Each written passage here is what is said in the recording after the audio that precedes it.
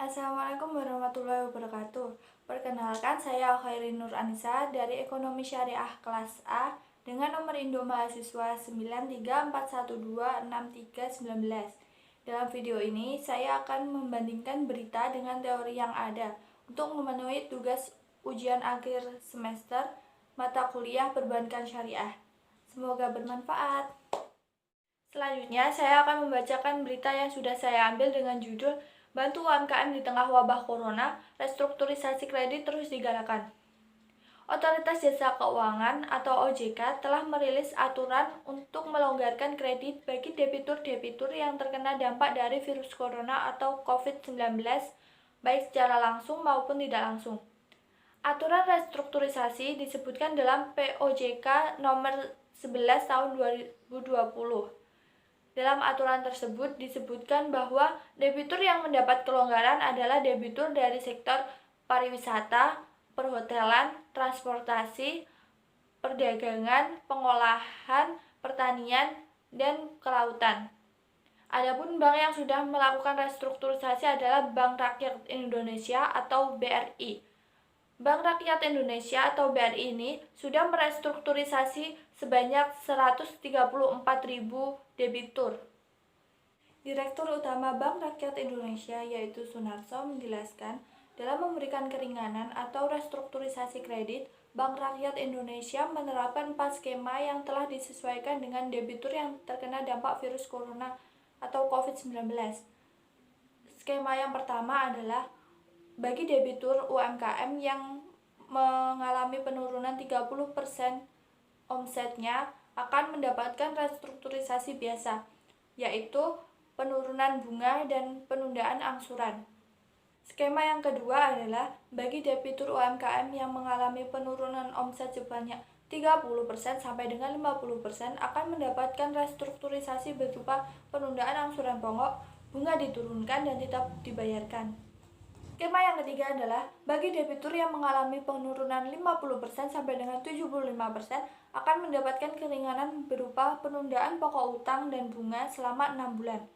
Skema yang keempat adalah bagi debitur UMKM yang mengalami penurunan sebanyak 75% akan mendapatkan keringanan berupa penundaan pokok utang dan bunga selama 1 tahun. Menurut Undang-Undang Nomor 10 Tahun 1998, kredit merupakan penyediaan uang atau tagihan berdasarkan kesepakatan pinjam-meminjam antara pihak bank dengan pihak peminjam, yang mewajibkan pihak peminjam untuk melunasi hutangnya dalam jangka waktu yang telah ditentukan sebelumnya. Untuk mengurangi resiko yang akan terjadi, pihak bank biasanya menyelidiki 5 hal sebelum memberikan pinjaman kepada seseorang.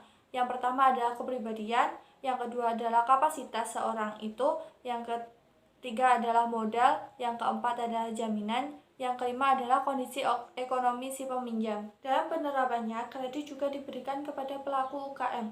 Ada 2 macam kredit yang diberikan oleh pihak bank kepada UKM.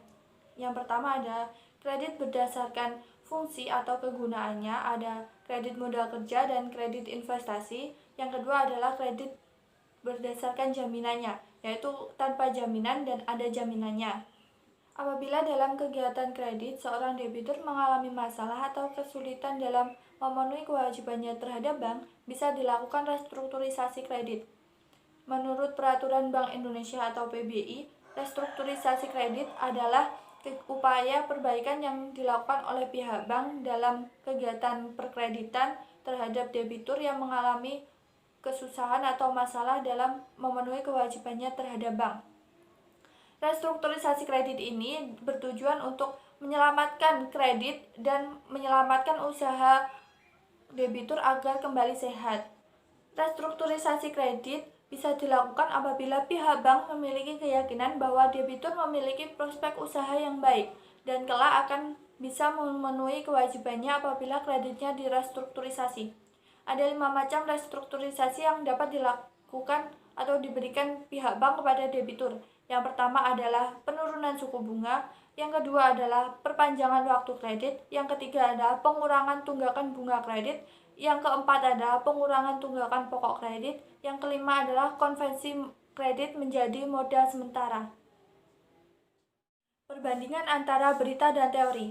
Beritanya menyebutkan bahwa PT Bank Rakyat Indonesia atau BRI telah merestrukturisasi kredit sebanyak 134.000 debitur yang terkena dampak dari virus corona atau COVID-19, baik itu secara langsung maupun tidak langsung. Dan teorinya menyebutkan bahwa dalam kegiatan perkreditan, restrukturisasi kredit bisa dilakukan apabila seorang debitur mengalami masalah atau kesulitan dalam memenuhi kewajibannya melunasi hutang kepada bank. Apalagi pada saat ini virus corona telah menyebar di Indonesia, tentunya perekonomian masyarakat juga terganggu, tidak terkecuali oleh pelaku UKM yang ada di Indonesia. Setelah membaca berita dan membandingkannya dengan teori, menurut saya apa yang dilakukan oleh PT Bank Rakyat Indonesia atau BRI sangatlah tepat, karena sudah kita ketahui bahwa pada masa COVID-19 ini pemerintah mengeluarkan kebijakan yang membatasi aktivitas yang ada di masyarakat Indonesia. Hal itu tentunya berdampak pada omset yang diterima oleh pelaku UKM atau seorang debitur. Sehingga restrukturisasi kredit sangatlah perlu untuk meringankan beban para debitur.